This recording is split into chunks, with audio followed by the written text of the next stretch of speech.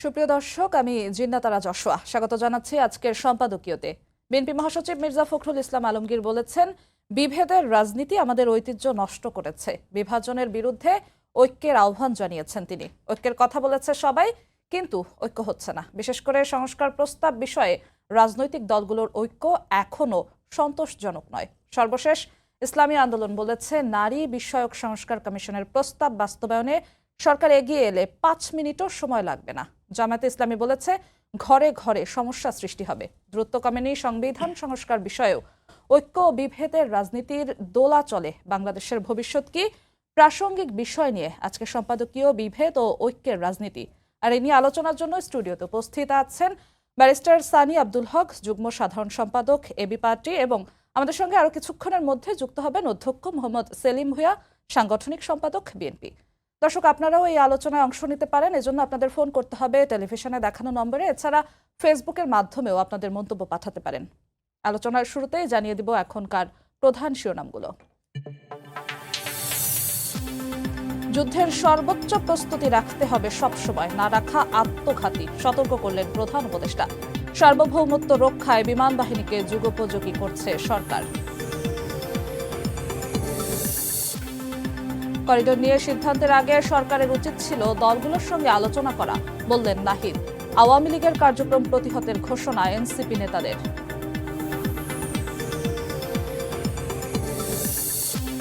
হিন্দু মুসলিম দ্বন্দ্ব বাঁধিয়ে ফায়দা হাসিলের চেষ্টা করছে পতিতরা, অভিযোগ মির্জা ফখরুলের। অধিকার রক্ষায় জনগণের পাশে থাকার প্রতিশ্রুতি।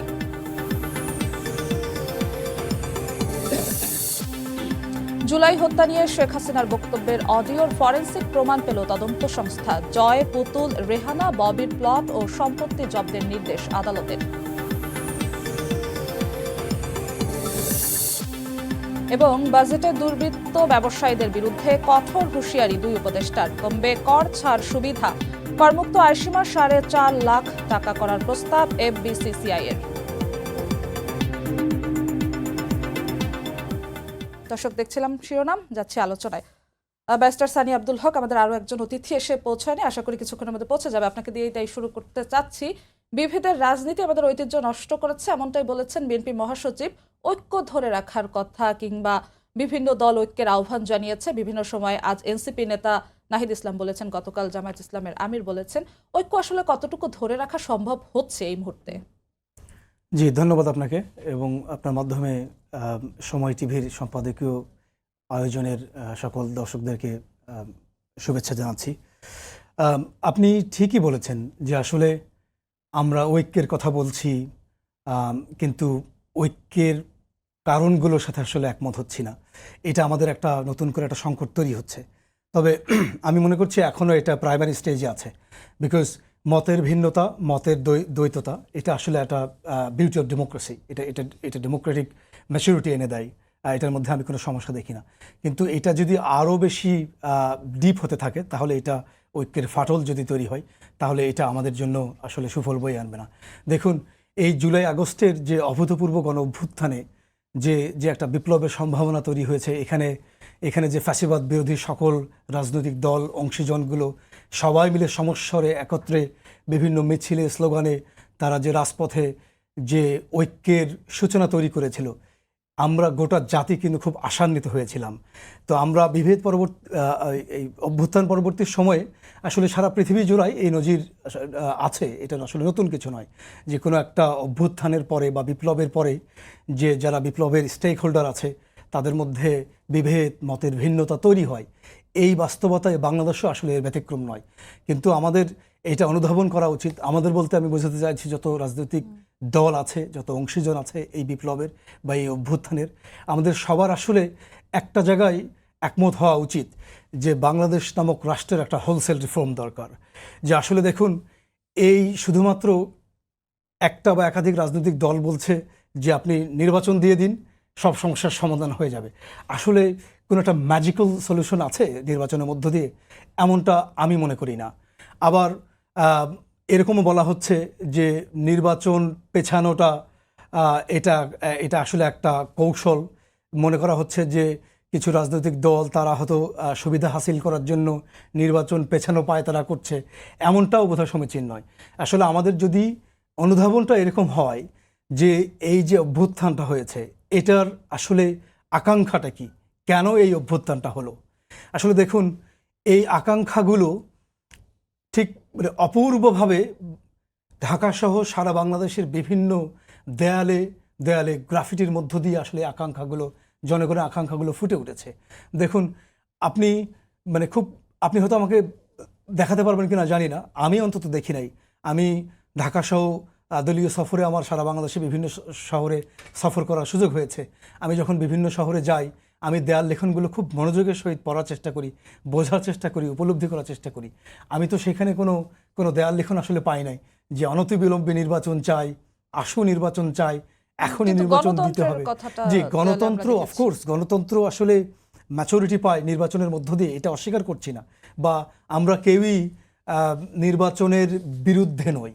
কিন্তু যেটা বোঝাতে চাইছি যে শুধুমাত্র একটা নির্বাচন আয়োজনের জন্যই কি এতগুলো মানুষ প্রাণ দিয়েছে, হাজারের উপরে? এই যে মানুষের হাত নাই, চোখ নাই, পা নাই, এই যে আন্দোলনে মানুষ যে হাত পা চোখ হারিয়েছে, প্রাণ হারিয়েছে, সেটা কি শুধুমাত্র একটা নির্বাচন আয়োজনকে কেন্দ্র করেই, না এর আকাঙ্ক্ষা আসলে অনেক বেশি?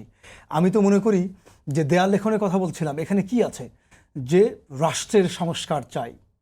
এখানে লেখা আছে আবু সাইদ মীর মুগ্ধ, শেষ হয় না যুদ্ধ, যে আসলে এই যে আমাদের একটা নিরন্তর সংগ্রাম, যে একটা গণতন্ত্র উত্তরণের যে একটা নিরন্তর সংগ্রাম, এই আকাঙ্ক্ষায় আসলে দেয়ালে দেয়ালে মিছিলে স্লোগানে প্রতিফলিত হয়েছে। যে এটা যদি রাজনৈতিক দলগুলো, বিভিন্ন অংশীজন যারা এই অভ্যুত্থানে অংশগ্রহণ করেছে, এটা যদি বুঝতে ব্যর্থ হয়, শুধু একটা নির্বাচন আয়োজনকে কেন্দ্র করেই যদি শুধু তাদের আকাঙ্ক্ষা থাকে, তাদের দাবি দেওয়া লিমিটেড থাকে, তাহলে এটা আন্দোলনের আসলে পরিপূর্ণতা পাবে না, এটা সুফল বয়ে আনবে না। তো এটার জন্যই বলতে চাইছি যে আমাদের সবগুলো রাজনৈতিক দল অংশীজনের এটা খুব ভালোভাবে অনুধাবন করা দরকার। বিপ্লবের আকাঙ্ক্ষাটাকে প্রতিফলিত করার জন্য এই রাষ্ট্রের একটা রিফর্ম দরকার, সংস্কার দরকার, এরপরে নির্বাচন। আপনি দেখুন নির্বাচনের বিষয়ে হয়তো বলতে পারেন যে একমত পোষণ করছি না। আসলে অনৈক্য যদি আপনি বলেন সময়ের বিবেচনায়, এই অনৈক্য আসলে কত দিনের? খেয়াল করে দেখবেন যে বর্তমান অন্তর্বর্তীকালীন সরকার তারা বলতে চাইছে এবং সবসময় বলে আসছেন যে নির্বাচনটা হবে ডিসেম্বর থেকে জুনের ভিতরে।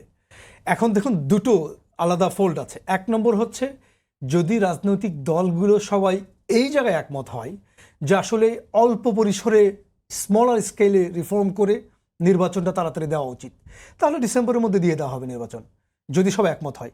আর যদি মনে করে যে একটু লার্জার স্কেলে আরও একটু ব্যাপক সংস্কার করে যদি নির্বাচন দেওয়ার এরপরে নির্বাচন হয়, তাহলে এটা জুনের মধ্যে হবে। দেখুন ডিসেম্বর আর জুনের মধ্যে তফাৎ কত দিনের? মাত্র 6 to 7 মান্থস। এই 6 থেকে 7 মাসের ব্যবধানে আসলে অনৈক্যে, যেটা আমরা বলছি সবাই যে অনৈক্য তৈরি হয়েছে, এটা মোস্টলি কিন্তু নির্বাচন এবং সংস্কার কেন্দ্রিক, এবং এই অনৈক্যের সময়ের ব্যবধানটা শুধুমাত্র 6 থেকে 7 মাস। করতে চাই বিএনপি সহ বিভিন্ন দল যারা কিছুটা সংস্কার যতটুকু না করলেই নয় করে নির্বাচন চায়, তারা বলেছেন যে সংস্কার তো একটি ধারাবাহিক প্রক্রিয়া, সে 1-2 বছরের মধ্যেই সব সংস্কার করে ফেলা সম্ভব না। সংস্কারের দায়িত্ব রাজনৈতিক সরকারের, অর্থাৎ যে নির্বাচনের মাধ্যমে নির্বাচিত সরকার যে আসবে সেই সরকারের দায়িত্ব। তো সংস্কার তো আসলে যদি সেইভাবে ধরা হয় ধারাবাহিক প্রক্রিয়া, তো তাহলে তো নির্বাচন যদি এবছরও হয়, যে দল কিংবা যেই সরকার নির্বাচিত হয়ে আসবে তারা বাকি সংস্কার করতে পারবে, এমন প্রশ্নের উত্তরে কি বলবেন? জি সার্টেনলি, আপনি সংস্কার একটা ধারাবাহিক প্রক্রিয়া, কন্টিনিউইং প্রসেস, চলমান প্রক্রিয়া, এই কথাটার সাথে একমত। কিন্তু দেখুন এটা আপনি কিভাবে ইন্টারপ্রেট করছেন। এখন সংস্কার একটি চলমান প্রক্রিয়া, এই কথার যদি অন্তর্নিহিত ভাব এরকম হয় যে এখন সংস্কারের প্রয়োজন নেই, এটা অনন্তকাল জুড়ে পড়ে আছে, আমরা সময় সুযোগ মতো সুবিধা মতো সংস্কার করে ফেলবো, তাহলে আই মাস্ট অবজেক্ট টু ইট। কিন্তু দেখুন মানে দেয়ার মাস্ট বি বিগিনিং, একটা শুরু তো করতে হবে। এখন সংস্কার একটি চলমান প্রক্রিয়া, এই কথার মধ্য দিয়ে আসলে ইমপ্লাইডলি একটা এরকম একটা অ্যাসারশন, একটা প্রপোজিশন থাকে যে না এখনই সংস্কার করার দরকার নাই, এই আন্দোলনটা অভ্যুত্থানটা হয়েছে, এটা নির্বাচন দিলেই একটা ম্যাজিক্যাল সলিউশন আসবে, এবং যখন ওই ম্যাজিকটা আমরা মিলে যাবে, তখন আমরা সংস্কারের জন্য কেয়ামত পর্যন্ত পড়ে আছে। ব্যাপারটা কি এরকম যে আপনাকে তো শুরু করতে হবে, শুরু করার পরে এটা এটা কতদিন চলবে, কতদিন লাগবে, এটা পরের আলোচনা। তো এখন যারা বলতে চাইছে যে সংস্কার একটি চলমান প্রক্রিয়া, তাদের কাছে আমার প্রশ্ন যে আসলে গোড়াটা কোথায় হবে, শুরু তো করতে হবে, এরপরে না বোঝা যাবে এটা কতদিন ধরে চলমান থাকবে। অফকোর্স যেগুলো ম্যাচিওর ডেমোক্রেসি আছে, আপনি ইউরোপিয়ান অনেক দেশ, তারপরে across the Atlantic, America, Canada, আপনি খোদ, আমি পার্সোনালি মনে করি যে ইউনাইটেড কিংডমের যে ওয়েস্টমিনিস্টার পার্লামেন্টারি মডেল, এটা হচ্ছে closest, they are the closest nation to democracy. এখন তাদের ওখানেও তো বিভিন্ন রাষ্ট্র কাঠামোতে বিভিন্ন সংস্কার তো আসলে একের পর এক বিভিন্নভাবে তো হতে থাকে, তো এটা তো চলতে থাকবেই। কিন্তু এই রাষ্ট্রের যে টোটাল যে সংস্কারের, এটা তো একটা গোড়াপত্তন করতে হবে, এটা তো শুরু করতে হবে। এই শুরুটার ঐক্যমত্য তো আমাদের দরকার। এখন এই শুরু না করে নির্বাচন, এই সংস্কার একটি চলমান প্রক্রিয়া, এটা বলে আমি তো মনে করি যে এটা আসলে একটা সংস্কারটাকে ডিলে করার, এই সংস্কারটাকে ডেফার করার অথবা সংস্কার না করার যে মনস্তাত্ত্বিক প্রয়াস, এটাই আসলে প্রতিফলিত হয় বলে আমি মনে করি। না, এছাড়া আরেকটু বিষয় বলি, আপনি যেমন বললেন যে গোড়ার দিকেই যদি ঐক্যমত্য না হয়, যারা 5 তারিখে বা 5ই আগস্টের পেছনে যারা সব দলগুলো কিংবা ছাত্র জনতা সবাই মিলে ঐক্যবদ্ধ হয়েছিল, এরপরে যখন সংস্কার নির্বাচন প্রশ্ন আসলো, বেশ কিছু বিষয়, যেই বিষয়গুলো একদম গোড়ারই বলা যায়, সংবিধান বলেন, রাষ্ট্রপতি ইস্যু বলেন, জুলাই চার্টার, বিভিন্ন বিষয়ে কিন্তু বিভেদ দেখা গেছে। এই বিষয়গুলোকে কি আমরা গোড়ার বিষয় বলতে পারি না, যে এই বিষয়গুলোকে যদি বিভেদ তৈরি হয় তাহলে ঐক্যর ফাটলটা আসলে কতটা বড়? জি, আপনি ঠিকই বলেছেন যে আসলে গোড়ার দিকেই তো বিভেদটা তৈরি হচ্ছে। আমি যেটা বোঝাতে চেয়েছি সেটা হচ্ছে সংস্কার একটা চলমান প্রক্রিয়া, এটা একমত আমি এই কথার সাথে, নিঃসন্দেহে একটা চলমান প্রক্রিয়া। কিন্তু এটার তো একটা, there must be a start, আপনার তো একটা চালু করতে হবে। এখন চালু করব না, এই যদি আপনার মানসিকতা হয়, চলমান প্রক্রিয়া বলি, তাহলে আসলে চালু তো করতে হবে। এটার জন্য আমাদের আসলে একমত হওয়া দরকার যে এই জায়গাগুলোর সাথে আমরা চালু করে দিচ্ছি, এটা দিয়ে চালু হলো, এরপরে এগুলো আমরা পরবর্তীতে করব। তাই চালু করার সময় যদি আপনার অনীহা থাকে, আমরা করব, এই সরকারের কোনো ম্যান্ডেট নেই, এটা তো নির্বাচিত সরকার না, ম্যান্ডেট নেই বলতে কি বোঝাতে চাইছে? আসলে আমি তো মনে করি স্বাধীনতা পরবর্তী সময়ে যতগুলো সরকার এসছে, বর্তমান অন্তর্বর্তীকালীন সরকার সবচেয়ে বড় লার্জার ম্যান্ডেট নিয়ে এসছে। কেন বলছে এই কথা? দেখুন, এই বিপ্লবের পক্ষের যে যতগুলো রাজনৈতিক দল আছে, যতগুলো স্টেক হোল্ডার আছে, সবার ভিতরে একটা প্রফাউন্ড সেন্স অফ ওনারশিপ এই জায়গায় ফিরবো। আমাদের আরেকজন অতিথি এসে পৌঁছেছে, তাকে একটু স্বাগত জানাবো। আমাদের আয়োজনে উপস্থিত হয়েছেন অধ্যক্ষ মোহাম্মদ সেলিম ভূঁইয়া, সাংগঠনিক সম্পাদক, বাংলাদেশ জাতীয়তাবাদী দল বিএনপি। আপনাকে স্বাগত। আমাদের আজকের বিষয় নির্ধারণ করা হয়েছে বিভেদ ও ঐক্যের রাজনীতি। আমরা আবার আপনার কাছে ফিরবো সেলিম ভূঁইয়া, তার আগে ব্যারিস্টার সানি আব্দুল হক, আপনি যেখানে শেষ করতে চাইছিলেন একটু অল্প সময় যদি শেষ করেন। জি, ওটাই আর কি, যে আপনার সবাই মিলে যেটা বললাম, যে সবাই মিলে আসলে অনুধাবন করাটা জরুরি। আমাদের আসলে জাতিগতভাবেই আমাদের একটা মনস্তাত্ত্বিক রিফর্ম দরকার। দেখুন, এই যে যতগুলো সংস্কার কমিশন হয়েছে, তারা তো নিজ নিজ সংস্কার কমিশন তাদের রিপোর্ট পেশ করেছে, এই সবাই মিলে একমত হওয়ার জন্য জাতীয় ঐকমত্য কমিশন তৈরি হয়েছে, এগুলো সব ঠিক আছে। কিন্তু আমাদের যদি যে মানসিকতার পরিবর্তন না হয় লার্জার স্কেলে, আমাদের যদি মনস্তাত্ত্বিক পরিবর্তন না ঘটে, আমরা যদি একমত না হতে পারি এই পয়েন্টে, যে এই রাষ্ট্রের যে বর্তমান কাঠামো, এই কাঠামোতে আসলে এই রাষ্ট্র বেশি দূর এগোতে পারবে না। তো এইটার যদি একমত আমরা না হই, তাহলে শুধুমাত্র কাগজে কলমে সংস্কারের সুন্দর কথা লিখে খুব একটা লাভ হবে না। এই জন্য আমি আশা করব যে সবগুলো রাজনৈতিক দল অ্যাজ সুন অ্যাজ পসিবল তারা রিয়েলাইজ করবে যে আকাঙ্ক্ষা নিয়ে এই অভ্যুত্থান ঘটেছিল, এই আকাঙ্ক্ষার প্রতিফলনকে সম্মান করে, এই আকাঙ্ক্ষাকে সম্মান করে যেন আমরা সবাই একমত হই এই রাষ্ট্রের সংস্কারের জন্য। জি, অধ্যক্ষ মোহাম্মদ সেলিম ভূঁইয়া, ব্যারিস্টার সানি যেমনটা বলছিলেন, আমি যদি একটু সারসংক্ষেপে বলি যে সংস্কার প্রশ্নে আসলে দ্বিধাদ্বন্দ্ব থাকা যাবে না। যেই আকাঙ্ক্ষা নিয়ে জুলাই অভ্যুত্থান হয়েছে, আগে নির্বাচন না করে আগে সংস্কারের একটি বিষয় ভিত্তি স্থাপন করতে হবে, গোড়ার দিকে সংস্কার হলেও যুক্ত করতে হবে। আমাদের আজকের বিষয় যেমনটা বললাম যে বিভেদ ও ঐক্যের রাজনীতি। আজকে বিএনপি মহাসচিব বলেছেন বিভেদের রাজনীতি আমাদের ঐতিহ্য নষ্ট করছে, এবং ঐক্যের বার্তা তিনি দিয়েছেন এবং বিভিন্ন রাজনৈতিক দলই দিচ্ছেন। কিন্তু ঐক্য কোথাও মনে হচ্ছে যে কোনো কিছু একটা বাকি পড়ে যাচ্ছে, ঐক্যের মধ্যে কোথাও একটা ফাটল দেখা দিচ্ছে। আপনার কি মনে হয় ঐক্যে কোথায় ফাটল দেখা দিচ্ছে? ধন্যবাদ আপনাকে।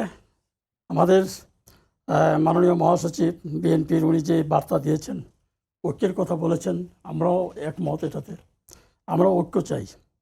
এখন বিভেদ কোথা থেকে আসলো? 5ই আগস্ট যে হাসিনার পতন হলো, যে ফ্যাসিস্ট সরকারের পতন হলো, এই পতনে অংশ নিয়েছিল সবাই। ছাত্ররা নিয়েছিল, জনগণ নিয়েছিল, রাজনৈতিক দলগুলি নিয়েছিল। আওয়ামী লীগ বাদে এবং আওয়ামী লীগের যারা সুবিধাভোগী তাদের বাদ দিয়ে মোটামুটি সকল রাজনৈতিক দলগুলি এই আন্দোলনে তারা সরাসরি অংশগ্রহণ করেছিল। এখন অংশগ্রহণ করার পরে যেটা মানুষ প্রত্যাশা করেছিল, এখানে যে কথাটি আমাদের ব্যারিস্টার সাহেব বলেছেন যে মনস্তাত্ত্বিক ও মানসিকতার পরিবর্তন, মানসিকতার পরিবর্তন আমরা যখন নিজের স্বার্থে হয় তখন আমরা এক ধরনের বলবো, আর নিজেদের স্বার্থে না হলে আমরা আরেক ধরনের বলবো। এটা পরিবর্তন করা দরকার।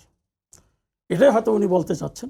আমিও এটাতে আমার ব্যাখ্যাটা এভাবে যে জনগণ কি চায়, দেশ কি চায়, জাতি কি চায়, সেটা আমাদেরকে বুঝতে হবে। আমরা যখন 5ই আগস্টে এই হাসিনার পরিবর্তনে আমরা সবাই প্রত্যাশা করেছি অন্তর্বর্তীকালীন সরকার একটা সময়ের মধ্যে, এবং সেই সময়টা যত দ্রুত সম্ভব, এবং আমাদের দলের শীর্ষ পর্যায় থেকে বলেছে যে যতটুকু সম্ভব মানে যত তাড়াতাড়ি পারা যায়, আবার আমরা নির্দিষ্ট সময়ও দিব, তারা যদি সময় চায় দিব, কিন্তু সময়টা কতটুকু হতে পারে সেটা দেখেন এক এক সময় এক একভাবে ব্যাখ্যা দেওয়া হচ্ছে। এক সময় বলা হয় স্পষ্ট ব্যাখ্যাই দিয়েছেন, না, প্রথমে ব্যাখ্যা ছিল ডিসেম্বর। এই ব্যাখ্যা আমাদের মাননীয় প্রধান উপদেষ্টাই দিয়েছেন। পরবর্তীতে এটা গিয়েছেন ডিসেম্বর থেকে জুন। এখনও কিন্তু এটার মধ্যে স্পষ্ট কোনো কিছু নাই। এখনও আপনার কোনো উপদেষ্টা বলছেন যে এটাকে আরও বাড়াই দিতে হবে, 5 বছরে যেতে হবে। আবার বিভিন্নভাবে কোনো রাজনৈতিক দলকে দিয়েও বলানো হচ্ছে যে এটা 5 বছর দরকার, এটা 3 বছর দরকার। আবার কেউ বলছে এটা প্রেসিডেন্ট সিস্টেমে যেতে হবে। এই বিষয়গুলি কিন্তু বিভেদ সৃষ্টি করছে। কারণ এইরকম যদি এক একজন, কারণ সরকারের এই অন্তর্বর্তীকালীন সরকারের স্পোক্সম্যানকে এটি আমরা জানি না, এক এক সময় এক এক বক্তব্য আসছে। এখানে আপনার সংস্কারের বিষয়টি, আমরা তো সংস্কারের কথাটি আমাদের 31 দফায়, আমাদের বিএনপির পক্ষ থেকে যে 31 দফা রাষ্ট্র কাঠামোর কথা বলা হয়েছে, সেখানে আমরা 31 দফা সংস্কারের কথা বলেছি। এবং 31 দফা সংস্কার যিনি পড়বেন তিনি দেখবেন যে রাষ্ট্রের সকল পর্যায়ে আমরা সংস্কারের বিষয়গুলি এখন এনেছি।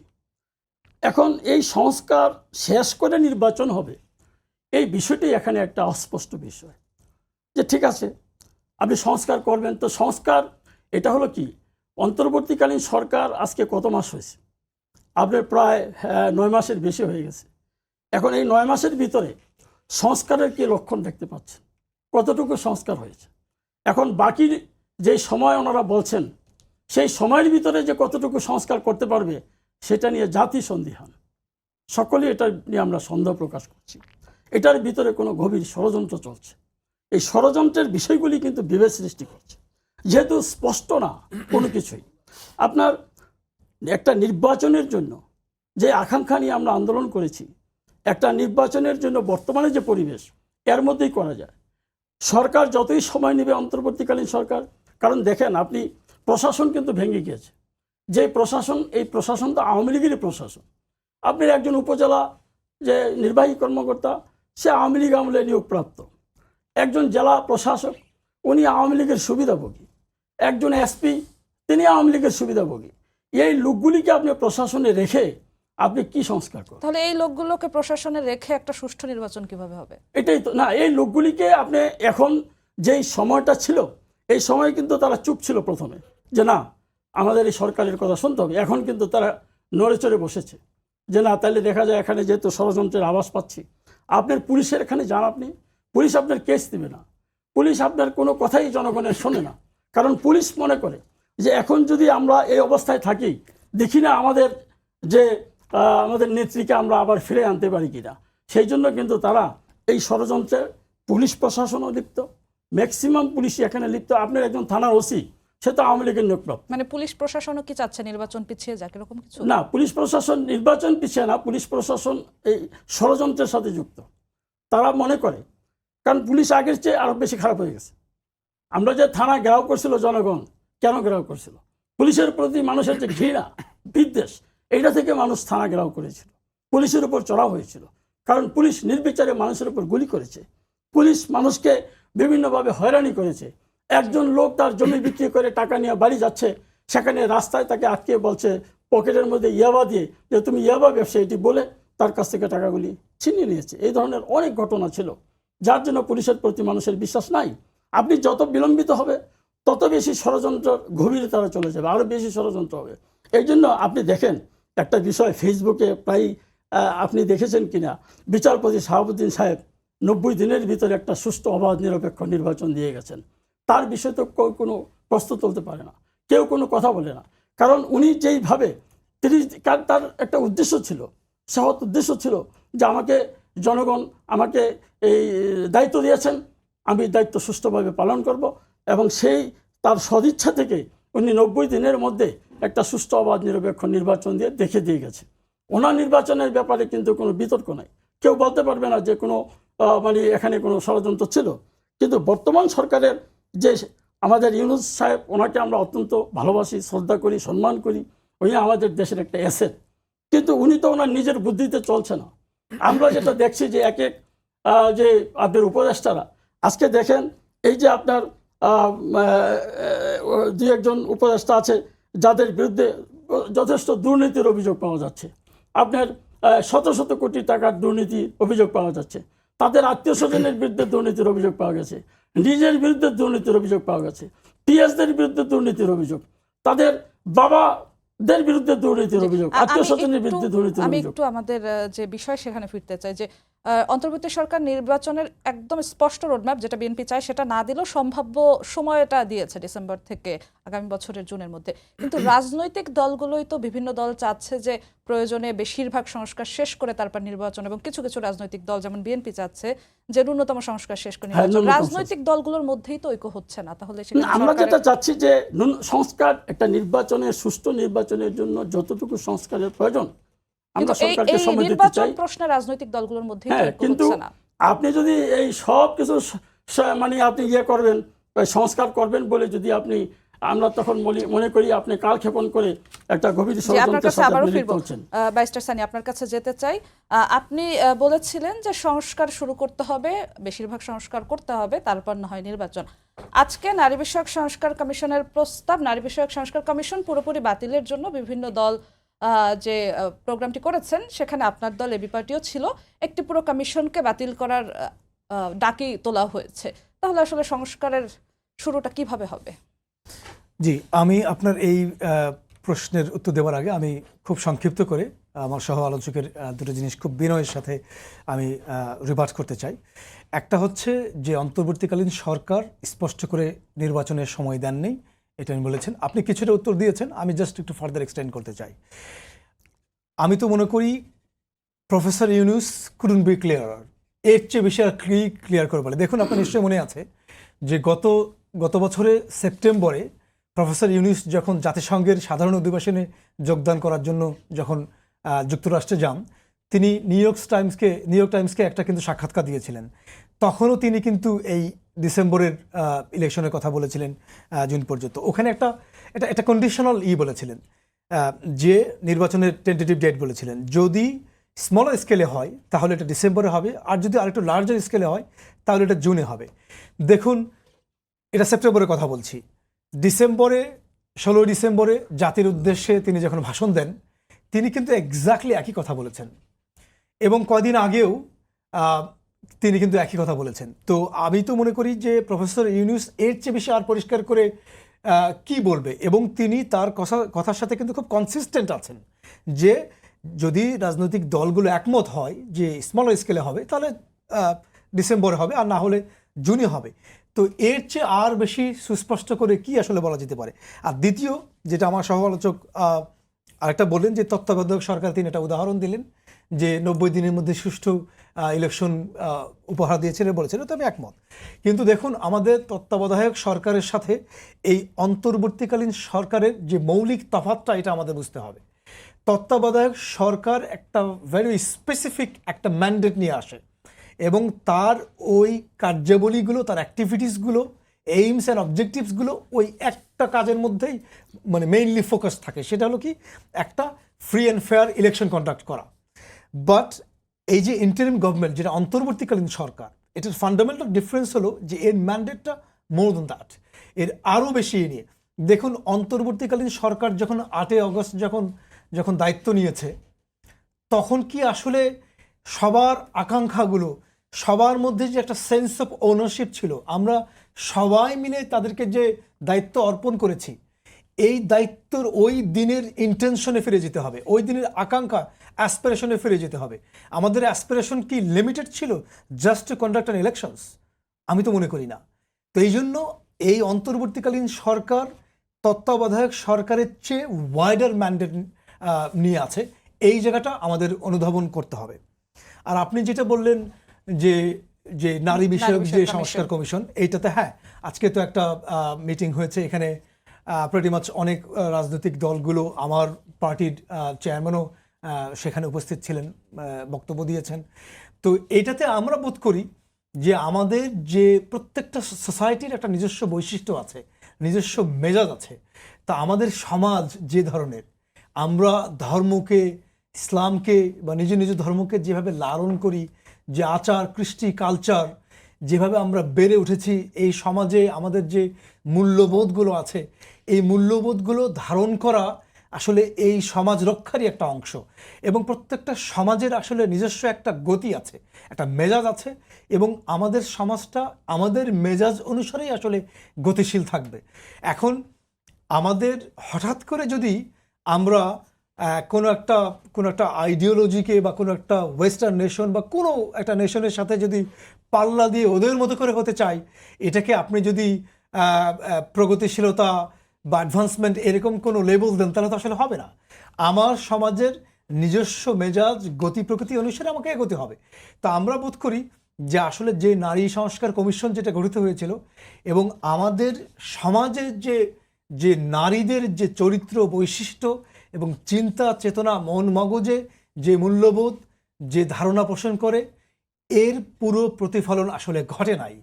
এটা তাই বলে পুরো কমিশন বাতিলের দাবি কমিশন না, তাদের রিপোর্টটাকে আসলে রিভাইজ করা যেতে পারে।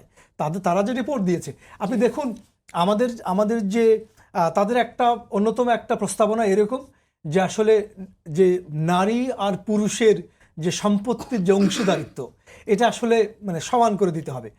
দেখুন, আমাদের দেশের যে উত্তরাধিকারী আইন, এটা এখনও কিন্তু মুসলমানদের জন্য প্রেডমিনেন্টলি এটাকে মোহামেডান ল দ্বারা গভর্ন হয়, কিন্তু হ্যাঁ, মুসলিম আইন দ্বারা গভর্ন হয়।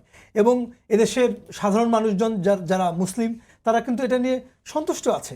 তো এখন এটাতে কি আছে? এটাতে যে আসলে নারী একটা পুরুষের অর্ধেক পাবে, এই তো। এখন ইসলামিক যে জুরিসপ্রুডেন্স, এখানে এর কিন্তু প্রফাউন্ড ব্যাখ্যা আছে যে কেন এটা এরকম করা হয়েছে। এই ব্যাখ্যায় এটা আলোচনার বিষয়বস্তু নয়, এটাতে যাব না। কিন্তু আমাদেরকে বুঝতে হবে এটা, যে আমাদের সমাজে এটা নিয়ে কি বিশাল অসন্তোষ আছে। এদেশের মানুষের কি মানে মিটিং করছে এটা নিয়ে, মানি না, এটা এইরকম কোনো সিরিয়াস কোনো নৈরাজ্য সৃষ্টিকারী বা অসন্তোষ বিশৃঙ্খলা পরিবেশ কিন্তু তৈরি হয় নাই। তো খামাখা আমাদের সমাজের এই মূল্যবোধকে উপেক্ষা করে যদি আপনি একটা নতুন কোনো প্রস্তাবনা দেন, তাহলে আসলে আমাদের এই সমাজের যে যথার্থ প্রতিফলন আসলে ঘটবে না। এটা সমাজের মেজাজের বিরুদ্ধাচরণ হবে।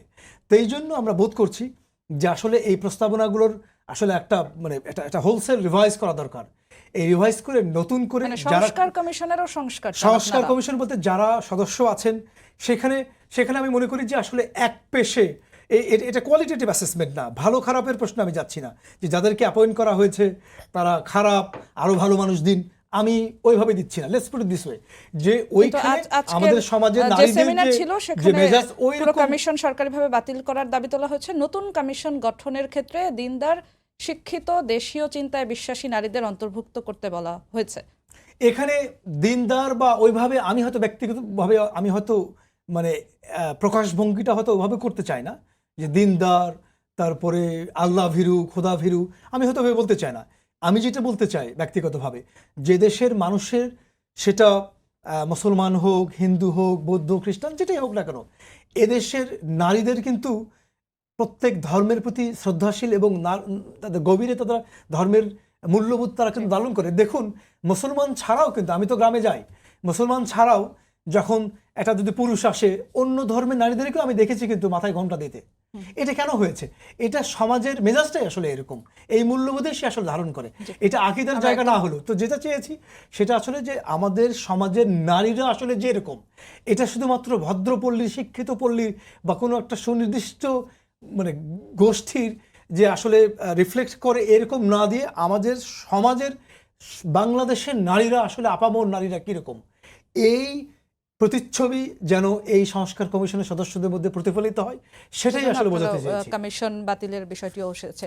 অধ্যক্ষ মোহাম্মদ সেলিম ভাই, আপনার কাছে ফিরতে চাই একই বিষয়ে, যে সংস্কারের কথা বিভিন্ন রাজনৈতিক দল বলে, বিভিন্ন সময় সরকারও বলে, কিন্তু সেখানে নারী বিষয়ক সংস্কার কমিশন বাতিলের দাবি আজকে বিভিন্ন দল তুলেছে, ইসলামপন্থী বিভিন্ন দল তুলেছে। সেখানে বলা হয়েছে যদি এই সংস্কার কমিশনের প্রস্তাব বাস্তবায়নে সরকার এগিয়ে যায় তাহলে 5 মিনিটও সময় পাবে না, এমন হুঁশিয়ারিও দেওয়া হয়েছে ইসলামী আন্দোলনের পক্ষ থেকে। তো সংস্কার চাওয়ার পরে এইরকম হুঁশিয়ারি কি আসলে সংস্কারের পথে আবার বাধা কিনা? তা তো অবশ্যই। আপনি এই জন্যই তো আমরা বলছি যে একটা নির্বাচনের জন্য যতটুকু সংস্কারের প্রয়োজন, এতটুকু সংস্কার করা হোক, এবং আমরা রাজনৈতিক দলগুলি এই সরকারকে সব রকমের সহযোগিতা করব। আমাদের নেতা তারেক রহমান সাহেব পরিষ্কারভাবে বলেছেন, এই সরকার আসার পরেই এই সরকারকে আপনারা সব রকমের সহযোগিতা করবেন। আমরা সেভাবে কাজও করছিলাম, এখনও করে যাচ্ছি। আমরা আশাবাদী যে সরকার এই দ্রুততম সময়ের মধ্যে যেতটুকু সংস্কারের প্রয়োজন, যেমন আপনার নির্বাচন কমিশনের ভোটার তালিকা সংশোধন এগুলি করে আপনার দ্রুততম সময়ে করতে পারে, নির্বাচিত প্রতিনিধিরা এসে বাকি সংস্কার করবে। আজকে দেখেন, এই যে আপনার ইসলামিক দলগুলি খুব কঠোর ভাষায় বলেছেন, আপনিও বলেছেন, আমি আর এটাতে ব্যাখ্যা ওইরকম করে দেওয়ার প্রয়োজন নাই। সেখানে আপনি শুধু ইসলামিক আন্দোলন দল না, এটা হেফাজত ইসলামও বলেছেন, সকল ইসলামিক দলগুলি বলেছেন যে এটা আমরা মানে করতে দিব না। আপনি অন্যান্য সংস্কারও এরকম আসতে থাকে, আপনার এরকম আরেকজন বলবে, তার স্বার্থের বাইরে গেলেই বলবে যে আমরা 2 মিনিটের সময় দিব না। এই জন্য আমরা বলছি যে সংস্কার, নির্বাচিত সরকার আসবে, তখন তারা তাদের প্রয়োজনীয় সংস্কার যা যা লাগে দেশে, তারা তো কমিটমেন্ট করতেছে, সবগুলি দলে কিন্তু করছে, বলছেন যে হ্যাঁ আমরা ক্ষমতায় আসলে এই সংস্কার করব। আরেকটি বিষয় এখানে দেখেন, এখানে ইউনূস সাহেব বলেছেন, আমাদের ডক্টর ইউনূস সাহেব, আমি শ্রদ্ধার সাথে তার নাম উচ্চারণ করতে চাই, উনি বলেছিলেন যে, উনি বলেছেন ব্যারিস্টার সাহেব, যে ডিসেম্বরের মধ্যে নির্বাচনের কথা, কিন্তু স্মলার স্কেলে হলে তাই উনি বলেছেন যেটা করা সম্ভব। তা উনি লার্জার স্কেলে যায় কি করতে? দেশের বেশিরভাগ মানুষ যেহেতু চায় যে দ্রুততম সময়ে হোক, ডিসেম্বরে হোক, উনি এখানে থেকে একটা নির্বাচন দিয়ে, মানুষ চায়, সেই জরিপটা আপনারা করেছেন? হ্যাঁ, সেই জরিপ আমরা করেছি। দেশের ম্যাক্সিমাম লোক চায় যে, আমরা আমাদের দল থেকে জরিপ করেছি এবং বিভিন্নভাবে জরিপে দেখা গেছে যে দেশের 80% লোকই চায় যে দ্রুততম সময় নির্বাচন এবং ডিসেম্বরের মধ্যে নির্বাচন। এখানে এই গভর্নমেন্টের যে আওতায় বা তার নিয়ন্ত্রণে রাজনৈতিক পার্টি হচ্ছে। আপনি দেখেছেন ব্যাঙের ছাতার মতো কয়টি রাজনৈতিক দলে কয়েকদিনের মধ্যে হলো, এবং এগুলির পৃষ্ঠপোষকতা কারা? কারা এদেরকে ইন্ধন যোগাচ্ছে? যাদের দেশে কোনো পরিচিতি নাই, মানুষ চেনে না, তারা কয়েকজনে মিলে একটা আপনার এই বড় জাঁকজমকভাবে একটা 5 স্টার হোটেলে গিয়ে বলে যে আমি একটা রাজনৈতিক দল গঠন করলাম। তারা টাকা পায় কই? অর্থের সংস্থান কোথা থেকে আসে? এটা কিন্তু অনেকেই প্রশ্ন করেছেন। তাহলে এর পিছনে নিশ্চয়ই একটু মানে আপনি আপনার কথা বলছেন যে অনেকেই প্রশ্ন করছেন, দেশের মানুষ এটা চায় না, এবং আপনারা জরিপ করেছেন। কোথায়, কিভাবে জরিপ করেছেন, এবং সেই জরিপের ফলাফলটাই কি বা কোথায় আপনারা প্রকাশ করেছেন?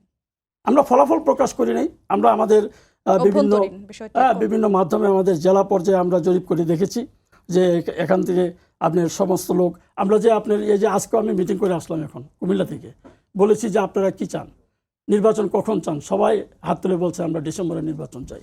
এবং আমাদের নির্বাচনী ওটাই জরিপ হিসেবে, ওইটাও এক ধরনের জরিপ। এটা কারণ দ্রুততম সময় জরিপ করতে তো একটা সময়ের দরকার, এটাও এক ধরনের জরিপ। আর এখানে আমি যে বিষয়টি বলছিলাম যে রাজাদের পার্টি হচ্ছে, একটা হচ্ছে কিংস পার্টি, যেটাকে আমরা অনেকে এনসিপির কিংস পার্টি বলা হচ্ছে। এই কিংস পার্টি তাদের যে বর্তমান অবস্থা, তাদের যে কার্যক্রম, আপনি সেটা তো পত্রপত্রিকায় সামাজিক যোগাযোগ মাধ্যমে দেখতেই পাচ্ছেন। এখন যদি উনি যদি সদিচ্ছা থাকে, আমি আশা করি, আমি এখনো বিশ্বাস করি প্রফেসর ইউনূসের সেই সদিচ্ছা আছে, কিন্তু সদিচ্ছা থাকলে পার্টিগুলি কেন হচ্ছে, এই পার্টিগুলি করার প্রয়োজনটা কি, এবং তাদেরকে অর্থ দিচ্ছে কারা? যে বসুন্ধরা গ্রুপ আপনার কালো তালিকায় আছে দেশের, এবং যে বসুন্ধরা গ্রুপ বলছেন যে হাসিনা কবরে যাওয়ার আগ পর্যন্ত আমরা হাসিনার সাথে আছি, সেই বসুন্ধরা গ্রুপ আজকে কোন পর্যায়ে দেখেন, এবং বসুন্ধরা গ্রুপের পত্র পত্রিকা, একটু ছোট করে শেষ করবেন। হ্যাঁ, এখানে দেখা যায় যে 1500 কোটি টাকা, আমরা জানি না কতটুকু সত্য মিথ্যা, 1500 কোটি টাকা এই ধরনের রাজার পার্টিকে দেওয়া হয়েছে। আপনার দেখেছেন তানভীর নামক একজন এই যে পদত্যাগ করেছে, সে আপনার 400 কোটি টাকার বাণিজ্য করেছে আপনার এই যে বই পুস্তক এই পাঠ্যক্রমের বিষয়ে, এবং সেই জন্য আমাদের ছাত্রছাত্রীরা বই পায় না, আমাদের সন্তানেরা বই পায় না। এই দায়ভার কে নেবে? সেই জন্য এই অন্তর্বর্তীকালীন সরকারের যেহেতু প্রশাসন নাই, তাদের যেহেতু নিজস্ব কোনো দল নাই, সুতরাং এই এনসিপি এগুলি দিয়ে তারা দেশ চালাতে পারবে না, তাদের প্রোটেকশনটা তারা দিতে পারবে না। জনগণ সেটা বুঝতে পেরেছে। এই জন্য আমরা চাচ্ছি, এবং এই উপদেষ্টা যে কথাটি ব্যারিস্টার সাহেব বলেছেন, আমরা কিন্তু আমাদের যে উপদেষ্টা হওয়ার জন্য তো আমরা ইয়া করি নাই। আমরা যেরকম উনি বলছেন যে সংস্কার মানে এই নির্বাচনের জন্য হয় নাই, তো নির্বাচনের না হওয়ার জন্য কি ছাত্রকে উপদেষ্টা বানানোর জন্য কি? আপনাদের দুজনকে অসংখ্য ধন্যবাদ আমাদের সঙ্গে যুক্ত হওয়ার জন্য। সবাইকে ধন্যবাদ জানিয়ে শেষ করছি আজকের সম্পাদকীয়। আগামীকাল আবারও দেখা হবে একই সময়ে। শুভরাত্রি।